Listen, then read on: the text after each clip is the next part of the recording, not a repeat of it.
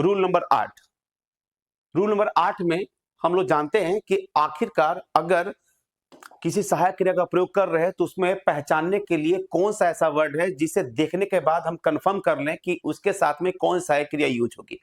हम लोग ने रूल नंबर 7 में यह सीखा था कि ऑलरेडी या जस्ट नाउ लिखा हुआ दिखाई दे तो उसके साथ में हैव या हैज का प्रयोग करते हैं। लेकिन अगर आपको वाक्य में येट या एवर लिखा हुआ भी दिखाई दे तो जान लीजिए इसके साथ में भी आपको हैव या हैज का ही प्रयोग करना है। इसे आप माइंड में सेट कर लीजिए कि जब भी कभी येट या एवर लिखा हुआ दिखाई दे तो आपको हैव या हैज का प्रयोग करना है। और साथ में आपको ये बता दूं कि येट मींस अब तक होता है, लेकिन अधिकतर ये निगेटिव फॉर्म की तरह यूज करते हैं कि वो अभी भी नहीं आया, उसने अभी भी ये काम नहीं किया, मतलब एक तरीके से निगेटिव सेंस आता है। अगर नोट ना भी हो तो भी हम इसका येट का प्रयोग कर सकते हैं अगर सेंस निगेटिव होता है तो, लेकिन अगर नोट का प्रयोग किया गया है तब तो आप माइंड सेट कर लीजिए येट का प्रयोग करना ही है। और एवर की हिंदी होती है कभी भी। तो कभी क्या, कभी अभी आपने ताजमहल देखा है क्या, कभी भी आपने मेरा नाम सुना है, ऐसे प्रयोग करते हैं एवर के साथ। तो इसके साथ में भी ध्यान देंगे आपको हैव या हैज दोनों में से कोई एक प्रयोग करना है, हैव या हैज दोनों में से कोई एक प्रयोग करना है। और मेन वर्ब हमेशा वर्ब के थर्ड फॉर्म को ही रखिए, मेन वर्ब को थर्ड फॉर्म में ही रखना है। कब? जब आपको येट या एवर लिखा हुआ दिखाई दे। थोड़ी देर पहले मैंने आपको रूल नंबर 7 बताया था, ऑलरेडी या जस्ट नाउ लिखा हुआ दिखाई देता है तो आप हैव या हैज का प्रयोग करते हैं। और यहां देखिए येट या एवर लिखा हुआ दिखाई दे तब भी आपको हैव हैज के साथ वर्ब का थर्ड फॉर्म का ही प्रयोग करना है। अब इससे रिलेटेड कुछ एग्जाम्पल देखिए।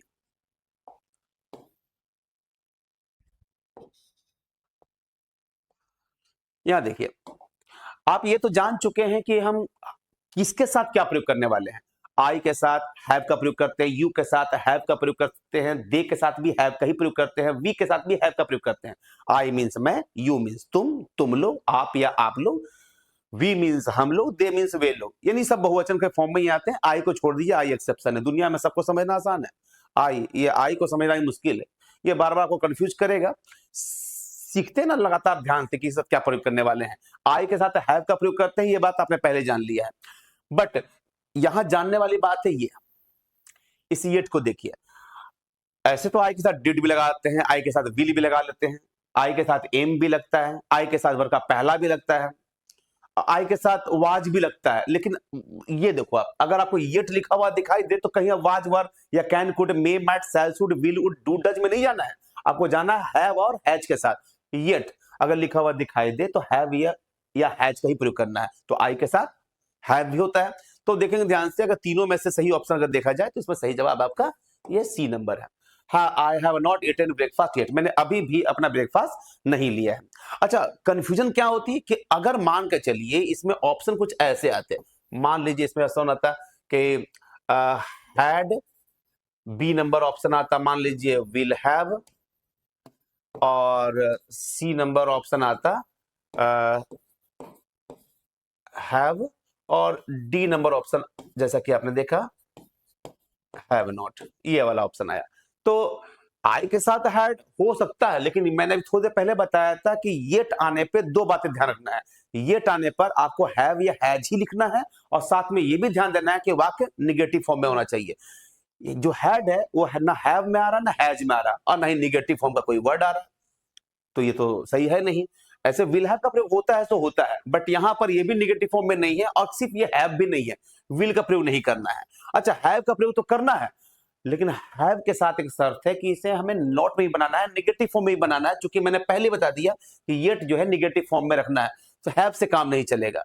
तो फिर से वही सही जवाब, हैव का प्रयोग करना है और नॉट का प्रयोग करना है। हैव नॉट हो गया।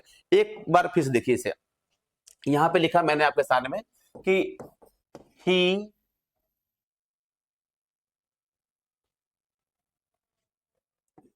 completed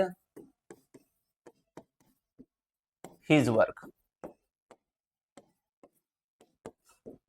अब यहां देखेंगे आप कि ऑप्शन कौन कौन सा है। यहां लिख दिया मैंने वाज, यहां पे लिख दिया मैंने आपका,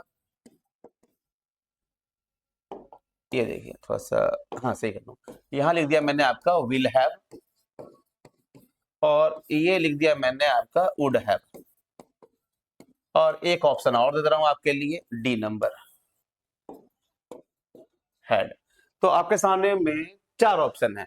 तो आप तो पहले जान चुके हैं कि अगर वाक्य में वाज या वर का प्रयोग करते हैं, चूंकि ही के साथ में वाज या वर का प्रयोग करते हैं, तो हम यहाँ पर वाज का प्रयोग कर सकते हैं। तो वाज और वर के साथ में वर का फोर्थ फॉर्म होना तो चाहिए, लेकिन ये थर्ड फॉर्म है, इस वजह से ये सेंटेंस गलत है। सेकेंड नंबर देखेंगे, ही के साथ में हमें थर्ड फॉर्म का प्रयोग करना है, तो थर्ड फॉर्म का तो प्रयोग है ही, और विल हैव भी सही लग रहा, तो जवाब ये भी सही है।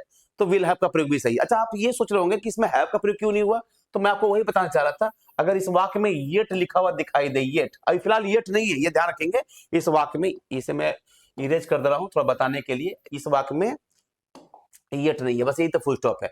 येट नहीं है तब आप फ्री हैं, येट नहीं है तो फ्री हैं। जो भी सहायक क्रिया ऐसा हो जो कि थर्ड फॉर्म को फॉलो करता हो, तो उस कंडीशन में आप उसका प्रयोग कर सकते हैं। अगर थर्ड फॉर्म है तो आप हैव में भी फ्री हैं, हैज भी लगा सकते हैं, will have, shall have, would have, could have, may have, might have, could have, कुछ भी लगा सकते हैं।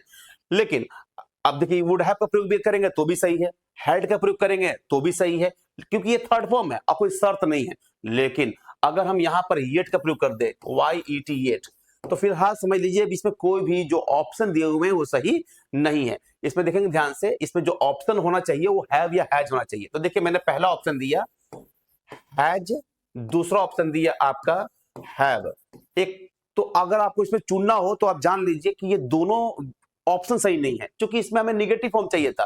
तो निगेटिव फॉर्म जब तक नहीं होगा तब तक इस वाक्य में हम तो सही नहीं मानेंगे। तो राइट आंसर अगर होगा भी तो नोट के साथ होना चाहिए ए नंबर। तो आपने बातों बातों में सीख लिया कि अगर वाई ई टी येट आता है तो उसके साथ में आपको निगेटिव फॉर्म ही रखना है और हैव हैज ही रखना है।